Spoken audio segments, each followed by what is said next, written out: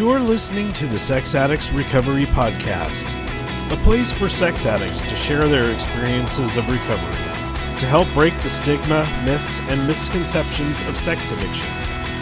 This podcast may contain topics of sexuality, sexual trauma, dysfunction, or other things that may be triggering, so listener discretion is advised.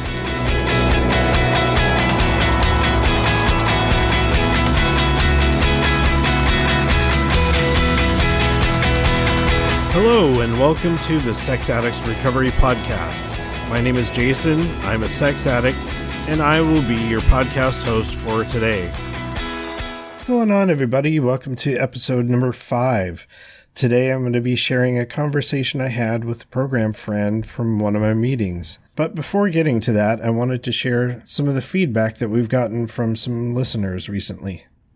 In one of the emails, there was a suggestion about a topic, and I'd like to read part of that email. One topic that I think that is relevant not only for me, but for a lot of listeners and sex addicts is ogling and the issue of a general lack of comfort or unease being around women in general, and in triggering areas in particular, such as beaches and swimming pools. And I would like to request this topic for one of your episodes. It would be of great value for me, and thanks again, and looking forward to your reply. So yeah, this is definitely one that has come up for me. We've had this conversation in a number of my meetings, and I look forward to having it as a topic of discussion on a future podcast. One of the things that I do offer to sponsees and other people in program that have this issue, and myself included, is using the 3-second rule, which is basically observing someone no longer than 3 seconds and then shifting your gaze. What I usually do is have a prayer that I follow that with, "Sister, may I do you no harm," or "Brother, may I do you no harm," depending on what the object is. And this helps personalize rather than objectify. In doing so, it makes it easier for me to shift away from ogling. Yeah, using the 3-second rule and doing a prayer around that is definitely helpful in situations like that. But on an upcoming episode, I would definitely like to have a conversation with other people and to see what tools they utilize. And from the same emailer, I got a question about, in episode number 3 of your podcast, you mentioned something published by ISA or ISO, and what do these abbreviations stand for, surrounding intimacy avoidance and sexual anorexia. Yeah, the constant use of abbreviations can be definitely confusing. The ISO is the International Service Organization, and they are basically the headquarters for SAA, and they operate phone lines and emails and the website saa-recovery.org, and they publish all of our literature. ISA is the current abbreviation for intimacy and sexual avoidance. In the old days, it used to be called sexual anorexia, then compulsive sexual avoidance, and now intimacy and sexual avoidance. So ISA. So the ISO and ISA can be kind of confusing, but I hope that helps clear things up. A little bit later in the introduction here, I'll be talking more about literature and how you can find SAA and other literature. And here's another email that we received. Hello, I've only been going to meetings for about a week now, and I'm very new to the program, still working through the Green Book and haven't intentionally begun working on the steps yet. Someone dropped a link to your podcast in a meeting, and I listened to the episodes you've released. I just wanted to let you know that your story, episode 3, really resonates with me. My chief struggles are also with pornography, something that I felt for a very long time meant I didn't belong in SAA. Well, maybe it was more of a justification than a feeling. I'm happy to be going to meetings now, but it's taken more than half a decade of knowing I had an addiction to step through the door. I felt like an imposter in every meeting I go to until people start talking. Then I just feel overwhelmingly, wow, I really do belong here. Hearing someone speak so candidly about their sex addiction, like you said in your recording, is mind-blowing. I can't imagine what it must feel like to release something so intimate publicly. But as someone brand new to the program, I just wanted to thank you for putting it out there. Thank you so much for your email. And I had emailed back, and the line in here, I feel like an imposter in every meeting I go to until people start talking. That so resonates with me. I always feel like an outsider until people start sharing and talking, and then, this is my home. These are my people. I love that about this program. And thanks again for listening to the podcast. And I'm glad that my story resonates with you. It is kind of scary to be able to share this kind of information, knowing that it's going out to the public. I think I had mentioned in my story that I recorded my first step, and there were a lot of details that I did not feel comfortable with sharing. So I'm walking that fine line, but I'm happy to put it out there and to have other people connect with it. And the last email that I wanted to cover says, I hope this email finds you well. I recently searched for a podcast looking for support, and thank you for putting this together. It's been very helpful. Looking for more information about the podcast and literature. And so with talking about literature, I wanted to do a reading from the Green Book about literature, and then discuss where you can find literature. And so this reading is from Sex Addicts Anonymous, page 64, which is in the chapter called Our Life in Recovery and the subsection Tools of Recovery. So on page 64, reading recovery literature is an important tool of the program. It helps to educate, motivate, and inspire us. Reading SAA literature helps us learn how to stay sober and work a recovery program specifically tailored for us. This unique identification with our disease and our fellowship is invaluable in fostering a sense of belonging and a commitment to recovery from sex addiction. Some of us also consult outside literature on sex addiction or read literature published by other 12-step fellowships. Such literature may help us understand our disease in depth and give us additional insight on how to work a program of recovery. In a lot of our meetings, we use a few basic books. Obviously, the SAA Green Book, Sex Addicts Anonymous. We also read literature from Alcoholics Anonymous, the Big Book of Alcoholics Anonymous, and 12 Steps and 12 Traditions, sometimes called the 12 and 12. In addition to those books, we also have daily readers, which are meditations that have a specific reading for each day of the year. One that is made for sex addicts, called Answers in the Heart, is published by Hazelden, which is a recovery-based publisher, which is not specifically SAA literature, but a lot of us choose to do readings from that book. In response to that, the ISO put out a call to make our own daily reader meditation book called Voices of Recovery. And this one is written by members of our program and is published by the ISO. So the ISO's literature site only sells SAA approved literature.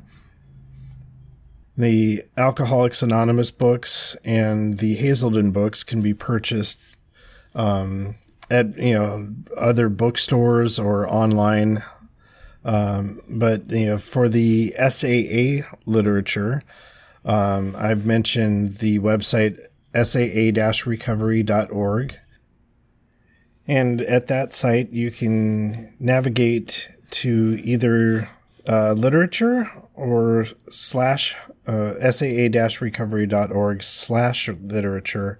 And there you can find PDFs from all sorts of different types of SAA material, from the Green Book to Voices of Recovery, which I mentioned, pamphlets, which are smaller publications covering specific things. There's one called Abstinence, one called The Bubble, a metaphor for addictive sexual behavior. There's a first step guide to recovery, one on getting a sponsor. The one that I've mentioned before called Intimacy Avoidance. That's the ISA one that I mentioned earlier. SAA and the Lesbian, Gay, Bisexual, Transgender Sex Addict. Safe and Sexually Sober Meetings, helping women find welcome in your meeting. Sexual Sobriety in the Internet. The 3 Circles, which we covered in our previous episode. Tools of Recovery, which is an awesome one as well. And so there's all these different ones that you can read the PDFs online. But if you wish to purchase physical copies, there is also the SAA store, which is saa-store.org. And from there you can purchase physical copies of the book, also the e-versions of the Green Book. They also have audio versions available there as well. Other things that you can purchase there are the booklets and the pamphlets, and some great audio MP3s from past SAA conventions. So from the reading that I just did, I actually read that online on the PDF, and there was a line in there about other literature about sex addiction. In the interview coming up here, my friend LJ mentioned Patrick Carnes, who has done a number of books on sex addiction. Those are, awesome places to look for information. His most famous one is called Out of the Shadows, which is a fantastic book.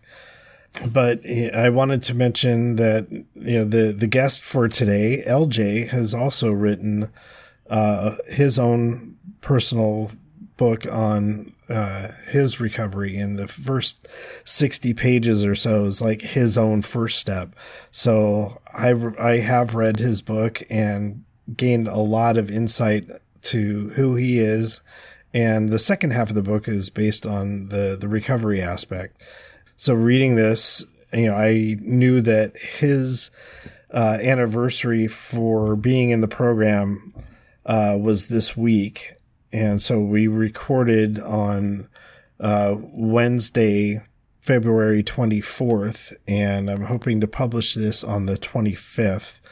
During the interview, we mentioned those dates. And one of the things that, we were talking about today in our meeting is that, he had mentioned earlier that it was 17 years that he had been in the program, and you kind of redid the math, and it was actually 16 years. So I wanted to put that up front. Again, while I was going through the interview, I had a lot of different things that I had read in his book, and, started to bring things up, and the conversation just kind of flowed naturally where it was supposed to go. And anyway, it was a fantastic interview, and I hope you enjoy it. And here it is.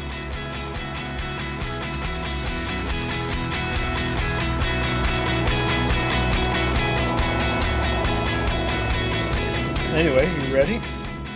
Yeah, I just watched the 2 cats play. Yeah, it's funny. Boots. Yeah, it's funny. I do guitar videos, right here. Oh, okay.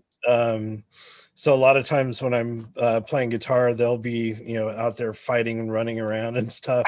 How funny. So a lot of people will comment, it's like, yeah, the song was great, but those cats are hysterical. So it's always funny to get the cat reactions. Cool.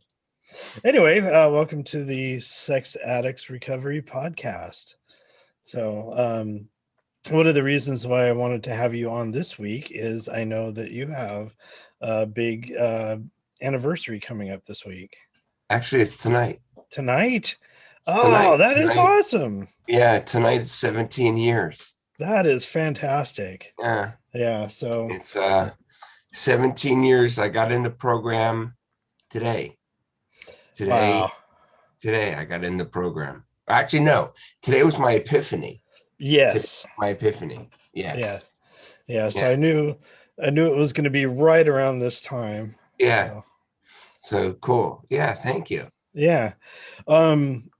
Yeah, so one of the things that is interesting is we're here in the Bay Area, Right. and during lockdown we opened up Zoom meetings for all of our meetings, and the Monday, Wednesday, Friday meeting was in Silicon Valley, and that's where I went to my noon meeting.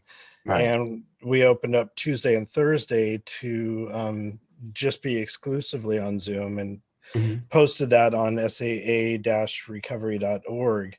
And then we started getting people from all over the country and all over the world. And so you live in South Florida. South Florida. That's awesome. Yeah. That's totally cool.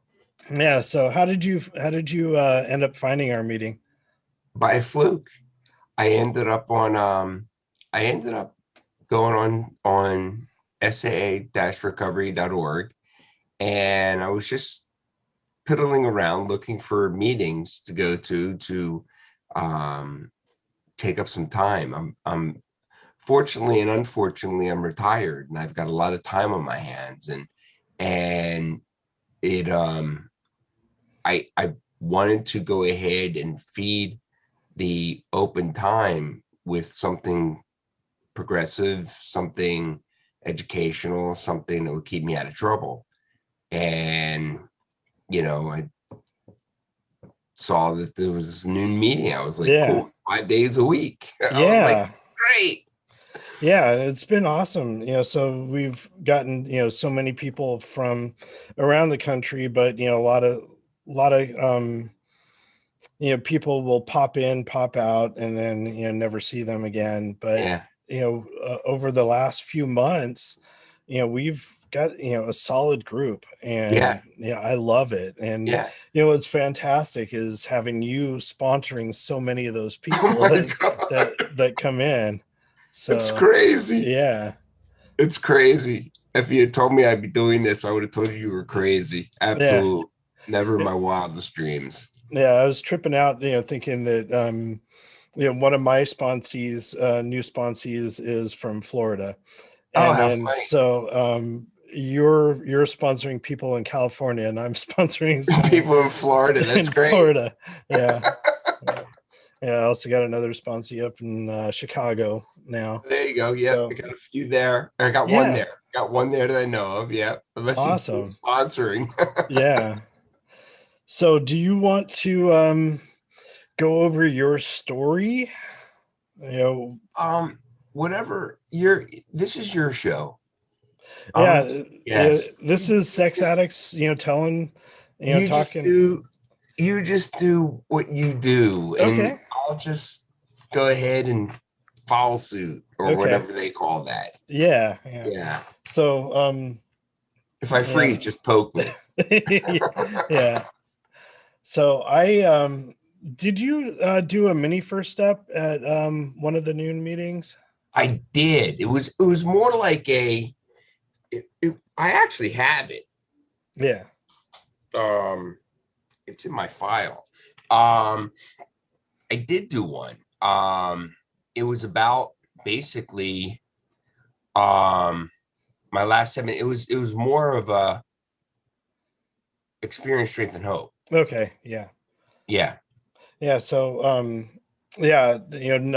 not knowing you fully, I know you from the meetings and the strength and hope part, and getting to know your story, I had just no fucking idea what you were getting into. Yeah, what your acting out behaviors were.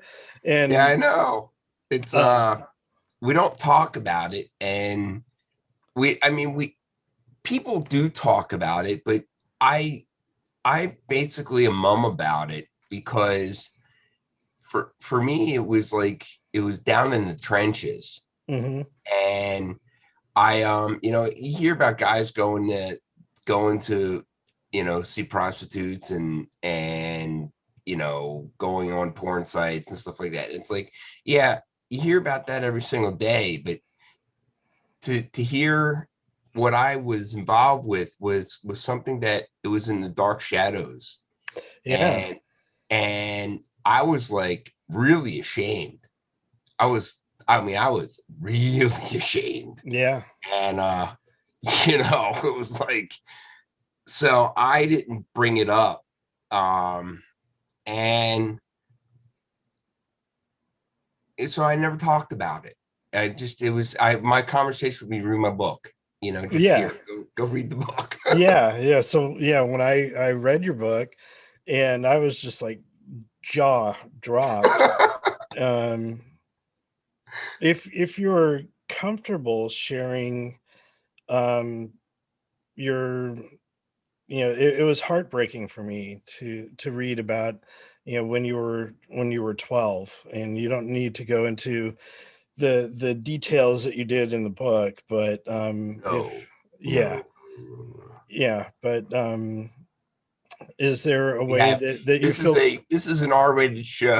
yeah, yeah, yeah, if you feel comfortable, you know describing that, um and if it's too, because this is going out on a podcast to the public, I leave that to you. It's like I said, I'll follow your lead. Okay. Um, and I'll just talk, Yeah. and I mean, nothing's out of bounds. Okay. Because it can't be out of bounds. Yeah. People need to know the truth about this heinous disease. People Yeah. need to know, you know, they need to know the whys, the how and whys of what drives a person to become, to become an addict, and really just um to just get it out there as to what it is really, and what happens to people when they get into recovery, and the beauty that it is, and the gift that it is, not about the heinous you know past that it was. Yeah. You don't Yeah. need to know really the details. Yeah. Yeah. So, yeah, I have, a few sponsees that have had, interactions in their childhood where they were, molested, and and how that can set us off on a path. I for myself, um I the I can't quite call it molestation that happened to me. It was with a babysitter who was probably maybe 5 or 6 years older than me, but I remember, being a kid and trying to get naked with Yeah, that was one of those stand up and rah rah moments. yeah, Yeah. yeah, but yeah, the thing that, I found heartbreaking about your story was, that you were groomed, by someone, Yeah. and just the pain that caused, and where that took your acting out behavior Yeah. in later life. And the worst part of it was, um for the longest time, I couldn't trust men, Hmm. um, of any ilk, whether you were a friend, or someone that I was generationally compatible with, or an older person. I just couldn't. I wouldn't trust. And I had absolutely no trust. And I was always afraid that there was something tied to it. Like for the longest time, like I wouldn't, if I couldn't go to college, college was out of my reach. Mm-hmm. And if I had gone to college, joining a fraternity would have been totally, totally against anything that I would have gone ahead and tried. Mm-hmm. Because I thought that there was something attached to it. Oh, I yeah. have, that, I would have to participate in a initiation, Oh, God, yeah. and there was no way that I was going to be and this first group that I actually got, that I allowed myself to become even any type of association with, was SAA. Mm-hmm. And that was, I was 43 years old, and I felt safe. I felt safe. I felt that I had finally found the place that wasn't trying to abuse me. Yeah. And so I felt that um, I felt safe, and it was okay to talk. Um, and slowly, 2 years into it, I started to bubble up, and that's when I started to write the book. Mm-hmm. And in 2009, I got published. So that was 4 years. I was 4 years in by that time. Yeah. And then the rest is history. Yeah. So, Yeah. So, one of the things, hearing about the Rocky Horror Picture Show. oh my God, what a zoo that was. Yeah. So, um, yeah, I love the movie, and but for me in high school, I did a lot of cross dressing, but it wasn't Okay. um sexual gratification. It was just to be a fucking weirdo. So I, at Yeah. Halloween, I dressed as like a prostitute. Yeah. I dressed as a cheerleader during the Powder Puff games. There was a lip sync where they put me in drag and stuff. And you don't know this, but I wear a kilt all the time. So Okay. so Cool. I wear kilts, nonstop. Okay. Um, so Is that your it's background? not, no. Oh, it's just something you found that you fit that Yeah, you like. Okay, yeah. cool. I can see it. My wife's family was from Scotland, and Okay, cool. when we got married, she asked if I would wear a kilt, and I was like, sure. And I fell in love with it, so I'm Yeah. always wearing a kilt. Yeah. Um, Outside the house only? I mean, inside the house only, or? no, everywhere, Oh, everywhere. cool. Yeah, I Okay. go to the store, go to concerts, go to restaurants. I'm always wearing. I've got a black, a green, and a purple one. So, Cool. Okay. but But yeah, see, that's safe. That's manly. That's not what that was about. yeah. So, I was interested in the cross dressing for you, and I also wanted to ask about the male stripping. If Oh, just yeah. just knowing you, I don't see or recognize that half of you, Well, because that's because I have no hair. Okay. you're So not. half it's gone because of that. Yeah. Um, no, I was a stripper for 5 years professionally, and I did over 3,000 shows in 5 years, and I had it all indexed and everything, and that was as far as the organization went. I made tear sheets so that I have a record, Oh, wow. and so it just, sheets just piled up, and the I did um one famous person, and one person that was so magnificent that I fell in love the moment I walked in the room. She was just mind blowing. I was like, holy shit. I had been gifted with the greatest gift to men, to be able to be swooned by women and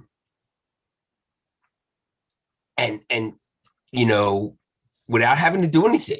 Okay, sure, I strip, but I didn't have to have sex. And I got their adulation, adulation. And it was amazing because that side of me was very private. I never discussed it. Just went and did it. At by the time I was 17 years old, I was modeling. And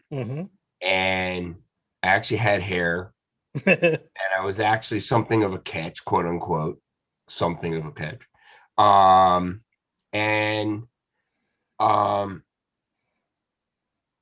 It was a great time. It wasn't a fuck you. It wasn't a fuck you, like fuck you. You can't have me, and nah, I hate you. Because if you reading about my reading about my history with my mother, you would think that was one reason why I would have done it. And it wasn't like that. It was, I had a great time doing it. It was a tease. I got laid 3,000 times. Yeah. Because it was a mind fuck. I had to do a Kinsey party here in Florida. They have Kinsey parties. What's that? It's for a 15-year-old. Oh, yeah. Okay. I couldn't do it. I did it, but I couldn't do it. Wow. I couldn't do it. I couldn't because it was rape. It was rape. It was crazy. I was taking this girl's mind and I was twisting it. I was twisting it with sexual innuendo, and it was the enticement and everything.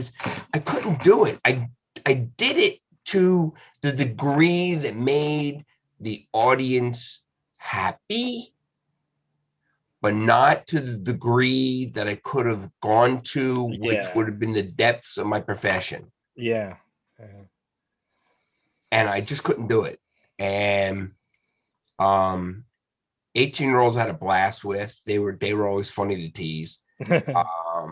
The older ones in their 40s, like I get these 40-year-olds, and man, I just go one side and down the other. Yeah. And it was just so much fun. And out of all those shows, I never slept with any person that I ever was to perform a show for. I was on the private circuit. There's a review circuit and a private circuit. The review circuit, I used to go out with a troupe and we used to do a show. And then there was all this babbling back and forth with the guys. And so I ended up on the private circuit. And so I was hired by agents to go do private shows. And so I went and did them. And the the reason I never slept with anybody was because as fast as it took to create a good reputation, it was even faster to lose your reputation. Yeah. And I wasn't willing to do that. I actually had scruples. And however, I did have a fling with one of the girls of the party once. And this was some 40-year-old lady, and I was 25, I think. And that was absolutely wild. I could tell you things. I'll tell you things off air. Okay. This lady was crazy. she was just crazy, and it was great. It was a great adventure. And then when I met my wife, who was 10 years my senior, my first wife was 6 years my senior. That didn't last. Mm-hmm. Then my second wife, who was 10 years my senior, I'm still married to her, and she's just, she's an amazing woman. I was looking for a woman. I was looking for someone who was grown, who understood. Like, if I give you a look, you know what you wanted. It was kind of, the banter went back and forth. It was mental banter versus me having to say anything. And my wife is just an amazing woman like that. And she reads me like a book. And it's been wild. So when do we start this thing? Now you got me babbling. Yeah. So one of the things I was thinking about was, in the book, The Epiphany. Right. That the moment where you're kind of contemplating, you're in love with your wife, but you're also thinking about wanting to further that career in either stripping or performing in videos or anything like that. Mm-hmm. And then so you've got one side of you wants to do this and one side of you wants to do that. Mm. And just I love how you start the book with the epiphany, and then it goes back into the details. But I was Yeah. wondering, we'll talk about that and then get into the recovery aspect. Okay. So what was the epiphany for you? The epiphany was as a matter of fact, it was today, 17 years ago. I went to sleep. It was about 6:30. And after just getting stoned because I just couldn't fall asleep. No, wait a minute. No, I didn't smoke pot then, did I? I know you had like a big thing with cigarettes. Oh yeah, my God. I think, yeah, I did. I smoked pot that night at 6:30. I went to bed and I was having a dream. And in the dream, I was talking to God. And God said, look, quit fucking around. I got work for you to do. And that was about the gist of it. And at that moment, I popped straight up out of my bed. And the first 5 words that dropped out of my mouth was, I'm a sex addict. And that was my epiphany. He says, you can't be screwing around. And it's like, if I had known before, you couldn't tell me before. I didn't know. I was totally clueless. Mm-hmm. And that was the amazing thing. The amazing thing was that I didn't know. I was blind. After all the years of going and watching movies and having adventures, and I just thought, doesn't every guy masturbate like 2-3 times a day? It's normal.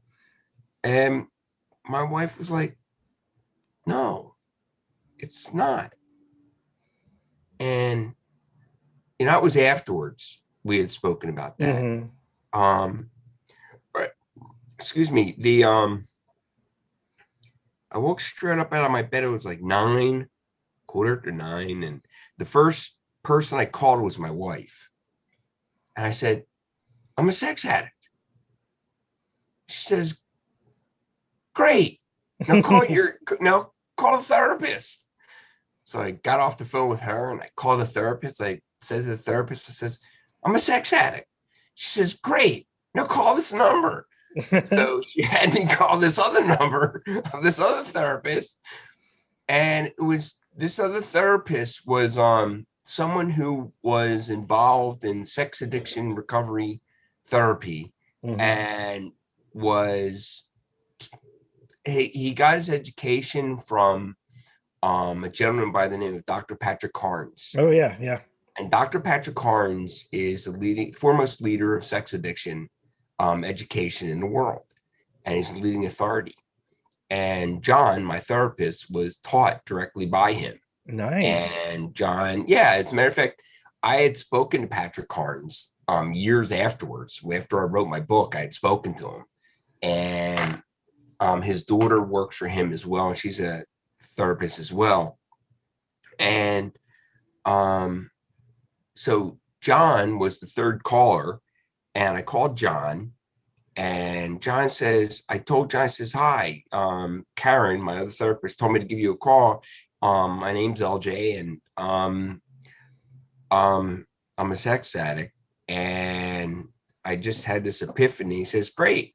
Can you come to my office tomorrow morning at 7 a.m.? I was like, sure. And I was right downtown, Fort Lauderdale. And I went downtown and I met him. And the rest is history. John said to me after 20 minutes in his office, he handed me a pamphlet and says, here, go here. And it was a pamphlet from SAA. Nice. And he says, go to this meeting tonight and start. So tomorrow is my anniversary, my 17th year anniversary of my first meeting. Wow. And so that was the progression. It went from today till tomorrow. I mean, I didn't get any.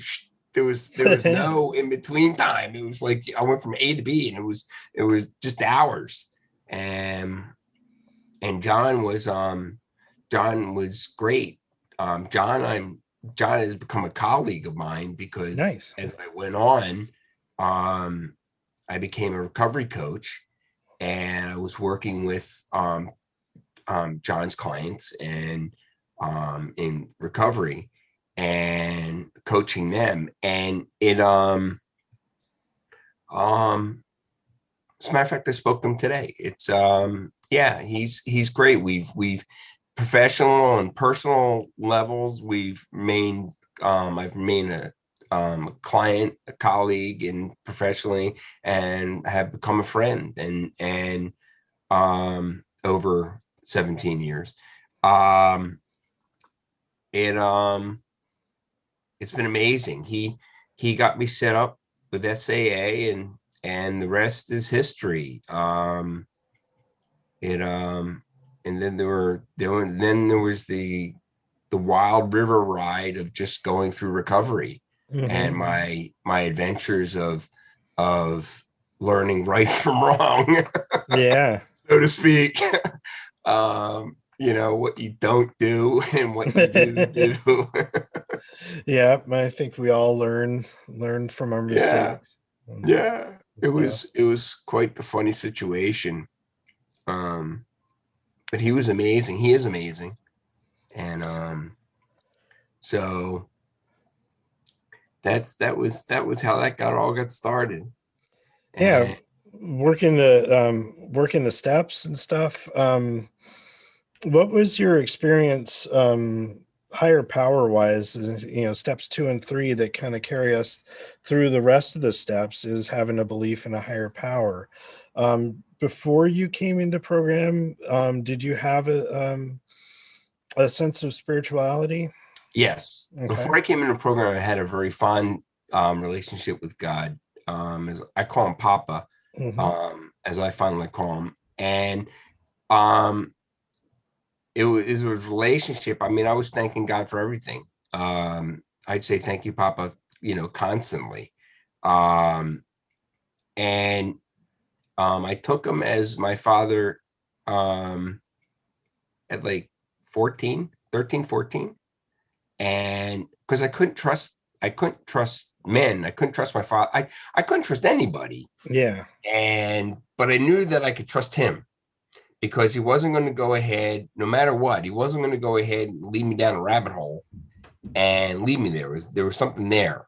The things that I had found myself in, he didn't do, I did. Oh yeah, yeah. He didn't do them, I did. And I found strength in knowing that he was there. And I had this, I don't know how you describe it. I had a relationship where I could feel his presence. Mm-hmm. And as we speak, and it was that presence that I felt when it showed up that always told me that he was there, that the truth was being spoken. And whenever I felt that, it would run through my body like high voltage for like 2 to 3 seconds. Wow. And it was really wild. It's still wild. It just happened about a few seconds ago. and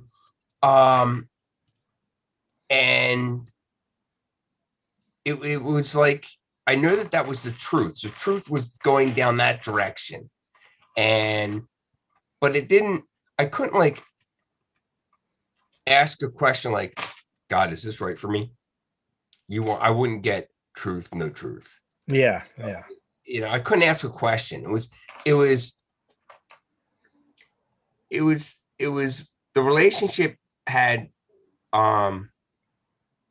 it's kind of like it had boundaries, but it was always fit in truth.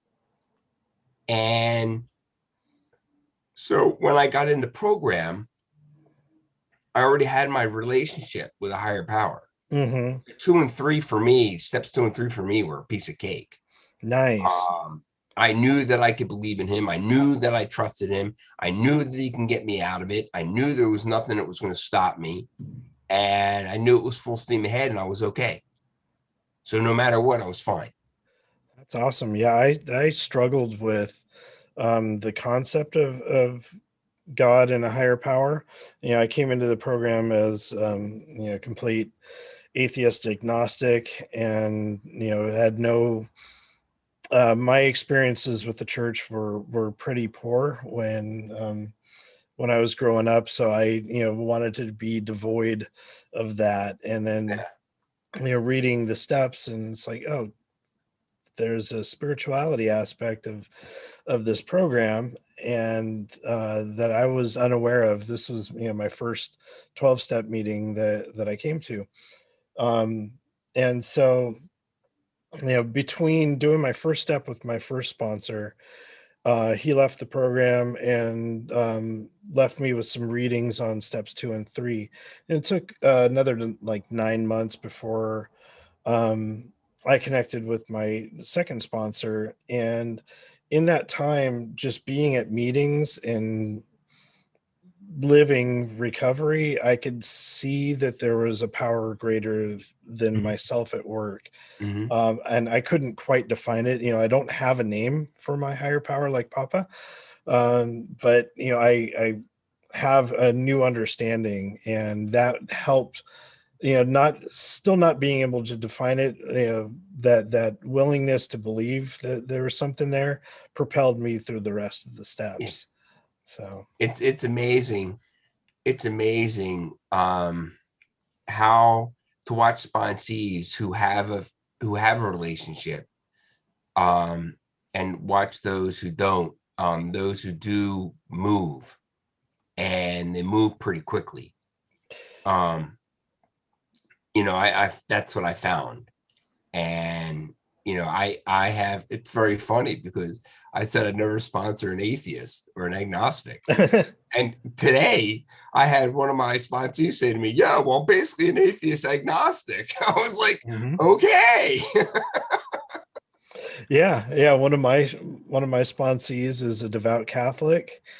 I have a few that are agnostic and, non-denominational, Yeah. and, we come to an understanding.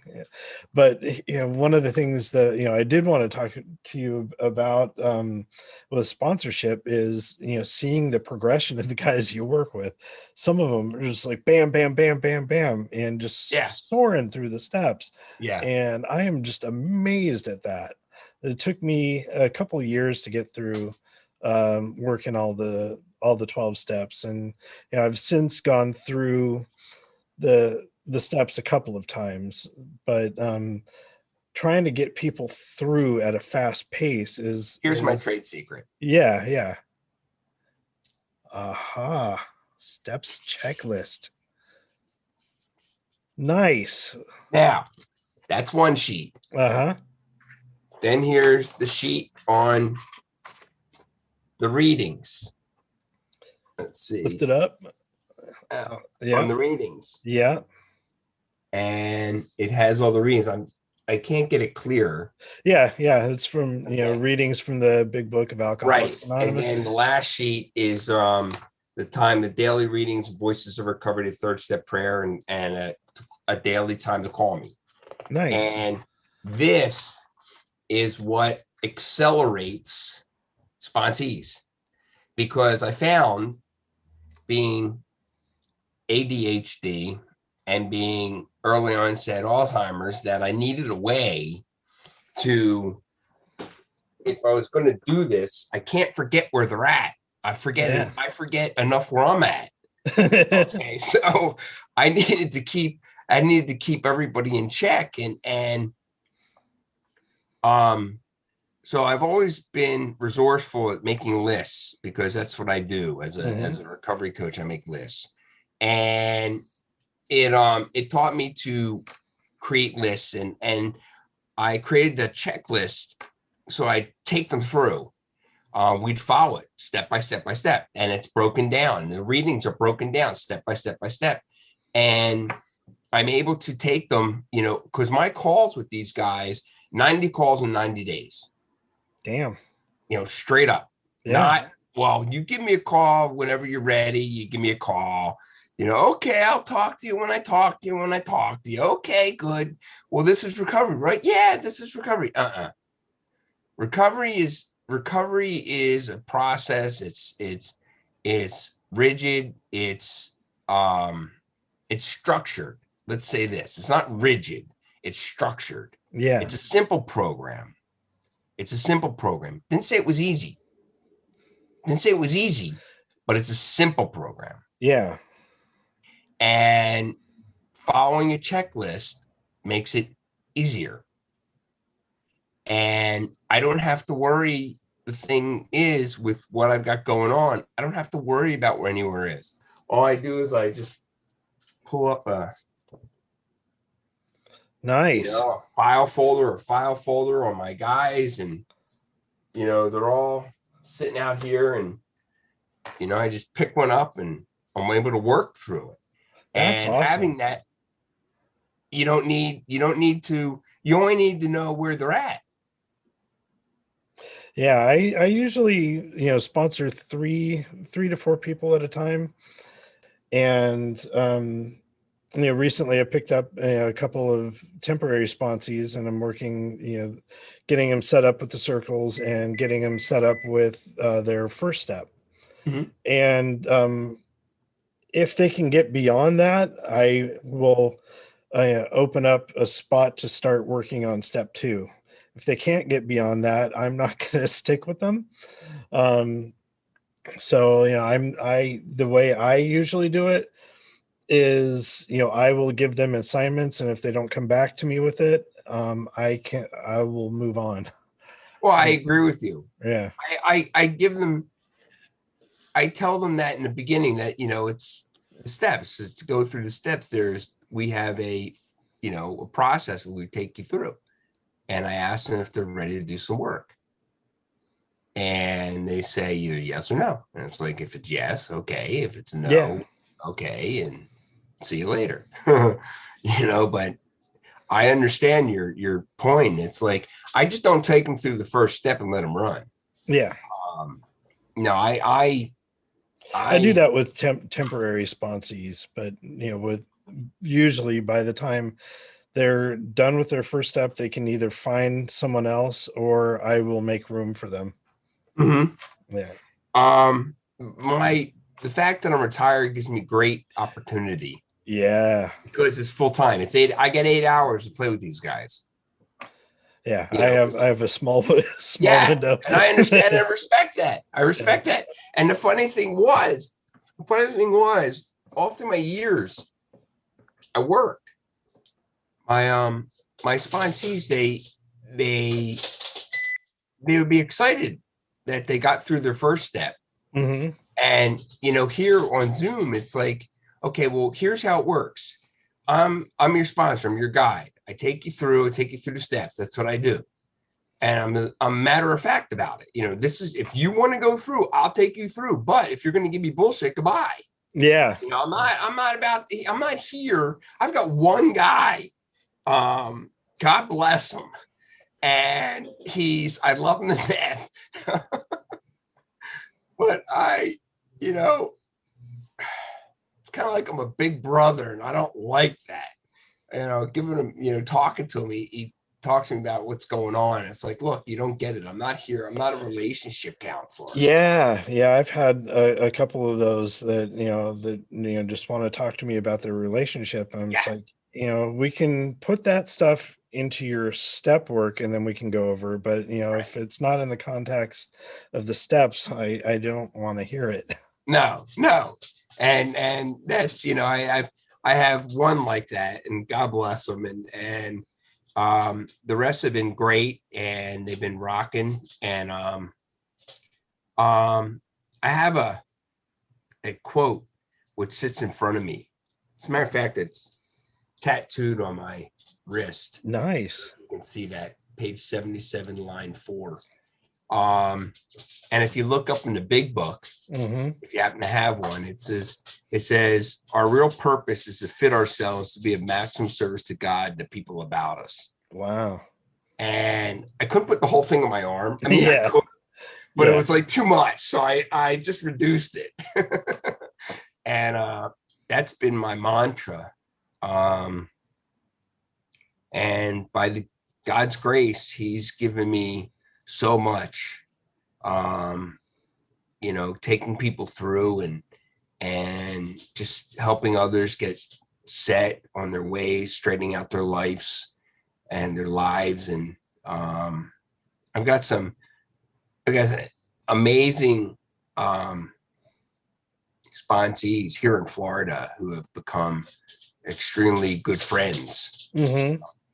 And generally we don't, like I said in the beginning, when I start to sponsor, I'm not your best friend. I don't want to be your best friend. I'm a guide to take you through the steps. And if anything else happens after that, that's gravy. Yeah. That was just a gift. And so my best friends happen to be my old sponsees. Nice. And they're really terrific people. And I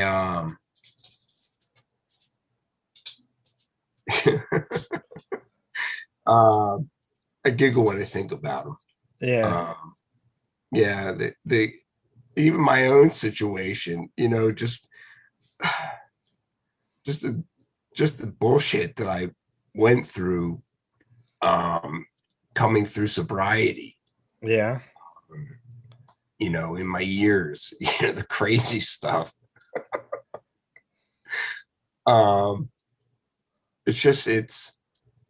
It's crazy, but it's been a joyful ride.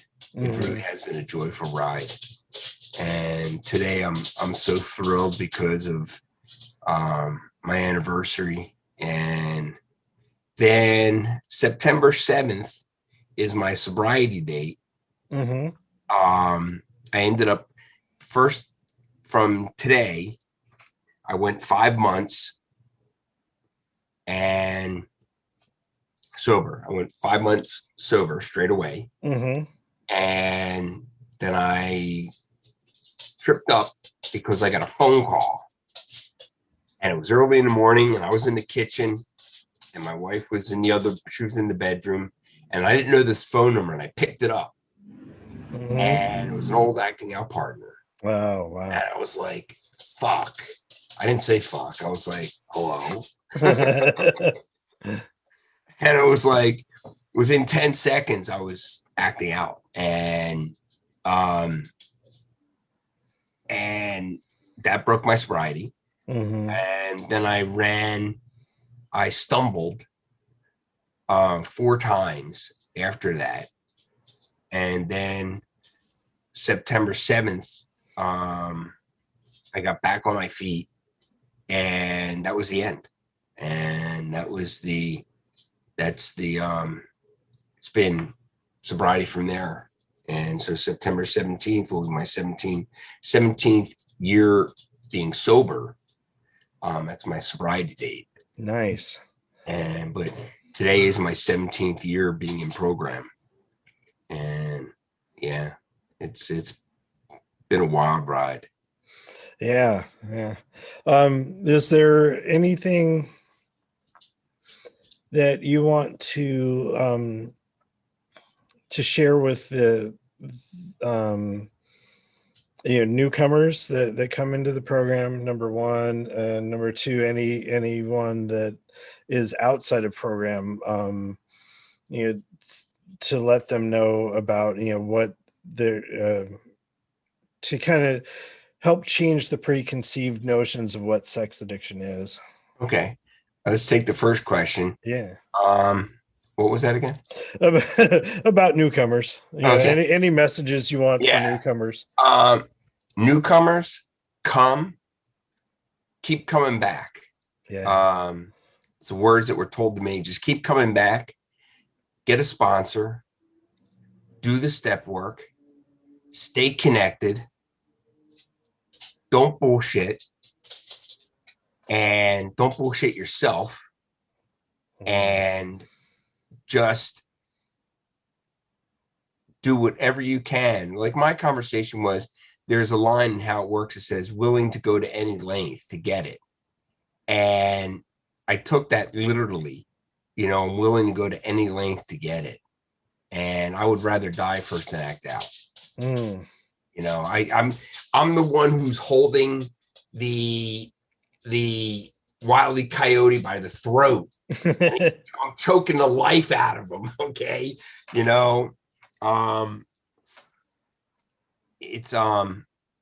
not going to get me. Wile E. Coyote's not going to get me. And I'm going to go down. I'll go down dying. It has to be, you have to have a level of commitment to yourself to get sober that far exceeds the level of commitment that you've had to anything else or anyone else ever in your life. And that's what the trick is. Because if I didn't have the commitment that I had to myself to stay sober, I wouldn't be sober. We wouldn't be sitting here. Yeah. Yeah, we won't be sitting here. For the outside people, sex addiction is a living, breathing disease that wants to kill you.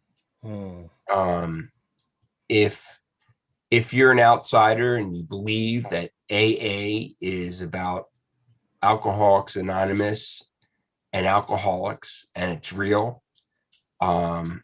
then SAA shouldn't be a far stretch for you to wrap your head around. Right. Sex addiction is a real disease. The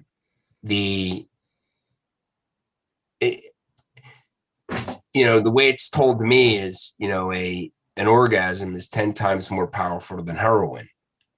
Well, you think about it. If an orgasm only lasts 3 seconds and it's more powerful than heroin, well, God felt that it was enough to give us 3 seconds worth, but it wasn't enough to give us 12 hours worth, because we'd all be dead.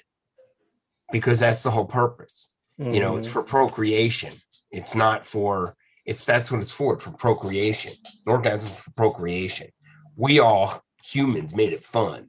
Yeah, yeah. Yeah, I've taken That that was above and beyond and exploited that and tried to stretch it out for the exactly. 12 hours of masturbation. I'm not getting the 12-hour orgasm, but yeah, I have stretched um sessions well into the early morning hours. Yeah, Yeah, it's yeah, crazy. yeah. I did that a few times living with my wife, Hmm. and I remember the pain that I caused her, and it was heartbreaking. Um, it was truly heartbreaking, and she didn't know where I was, and she was scared to death, Hmm. and I caused that. I caused that pain. Um, so to tell people who don't believe that sex addiction is real, go into an Alcoholics Anonymous meeting and watch them, Hmm. and pull aside an alcoholic and interview them and ask them if it's real. And you'll find that the reality is not only is it real, it's alive and it's breathing and it's in the next bedroom pushing weights, waiting for us to slip up Yeah. and to take over. Um, it doesn't care about anything. The addiction doesn't care about our age, our race, our ethnicity, or it doesn't care about anything. It only cares about feeding. And it's the one thing I said in my book. I said it's deadly and it kills. Hmm. I've lost a friend who was a sponsee. He committed suicide about 6 years ago, Hmm. and he he was a professional in the true sense of the word. Um, he was in law enforcement, and he ended up doing a sting. They were doing a reverse sting on pedophiles, Hmm. and he ended up getting caught in the mix and ended up starting a relationship with a 16-year-old. And he got caught and they threw him in jail. And they had to, because he was so high profile, they had to take everybody out in this 5-story penitentiary, which was the city hall.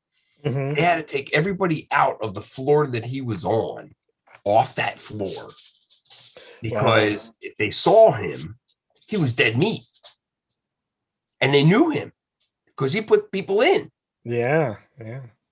And he got out on on he got out to he was in jail, and then he got out and he got home. And I had spoken to him. His wife had called me and told me he was in jail, and she asked me if I wanted to go to the jailhouse to talk to him, and I went. And he sat on one side of the glass, and I sat on the other side with his wife. He couldn't even raise his eyes up to me. He was so distraught. He wouldn't even bring me. He couldn't bear himself to look at me, and he wouldn't talk to me.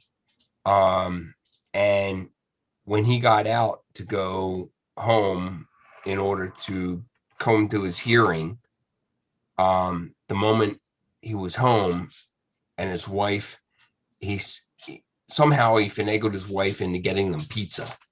Hmm. But he took the opportunity when she was away and no kids were in the house, because one of his probations was the fact, conditions for his probation was he couldn't have any kids in the house. Yeah. He's got 5 kids under the age of 14. Um, he just took a gun that he had hidden, that he hid, and as soon as she left, he pulled the gun out, went outside the house, and shot himself and committed suicide. And I knew it was going to happen. When she called me up and told me, I wasn't shocked. I knew it. And sad. It's sad, but this is the nature of the disease. Yeah, yeah, I know Days. of one of the guys that I met at our retreat several years ago. I'd see him a couple times a year at meetings and stuff, and found out that he had taken his own life. And then the noon meetings that we have, one of our brothers there last year um, committed suicide. And just we reached out and said, we're here for you. um but sometimes that's not enough. It's just the nature of the disease. One of the things I was thinking about is the pain that it causes the other people that are in our lives. You'd think that that would be enough of a recognition that we would just stop. Mhm. And because we don't, we understand full well the pain that it's causing others. We understand the consequences of that, and yet we continue to do the Mhm. same fucking thing over Over. and over and over and can't stop. And that to me is addiction, Mhm. just plain and simple. Mhm. And so finding anyone that is able to recognize that and find their way into the rooms of SAA or another program or into therapy, something that helps lift them out of the disease of addiction, and start to live a life that's fulfilling. That is the goal. That one of the things that one of the reasons why I started this podcast is to get that message out to the world. Is not everyone understands what the disease is. And not everyone you know the fear of going to a meeting is there. But having this out there so everyone can listen and hear our experiences, and strength and hope that there is a way out of this. I was so I was so taken by um your zeal to do this podcast, and I was like, wow. And then I found out that you've got one more year than me. You've got 18 years and I have 17. I was like, okay, well, it figures. Um, someone with, who's got time to recognize that something like this was needed. And, thank you. Thank you for your service. I am so grateful for it. Yeah, Um, thank you. um, it's this is an amazing opportunity for us to give to the community at large um, the opportunity to see inside what really goes on. And sex addiction is so prevalent, Hmm. and more women have it than admit. Yeah, yeah. Because we don't see them in the rooms, it doesn't mean they don't have it. It's that um, they just aren't willing um, to come into the rooms because Yeah, it's intimidating. yeah, it's very intimidating. Yeah. And we've had we've had our fair share of women walk in the room, and I've had my fair share of stupidity. Yeah. Um, it's it's a shame, but this is what you're doing is a gift, and I'm so proud to be a part of it. Thank you. And as fucked up as 2020 was, and just the pandemic is, it's just I miss being able to be at a meeting face to face with people. Yeah. But the gift that it's given us is fucking Zoom. Yeah. Just being able to have telemeetings, and that we can just hop on here and there and just connect with people. I don't know if I would have met you otherwise, because you're clear across the country. Right. It It's may have been hysterical. at a convention, an SAA convention or something like that, Right. that we might have bumped into each other, but it's not that level of intimacy that we get from being on daily meetings with each other. Right. And without this, the gift of this medium, I don't think the relationships that have come out of these meetings would be there. So truly grateful for that, and grateful for all the service that you do, and the myriad of men that you're taking through the steps is just amazing. God So bless you. yeah, and I'm reading your book. I knew that the anniversary was coming right up, and it's like perfect. I can get you in here, get this recorded, and get it out right on that anniversary. So Oh, cool. all right. Thank you. Well, I thank you so much for joining me on this. Oh, it's my pleasure, and thank you for having it. The service you do is incomprehensible. It's magnificent. So thank you. All right, thanks, LJ. All right, you take care. Bye-bye.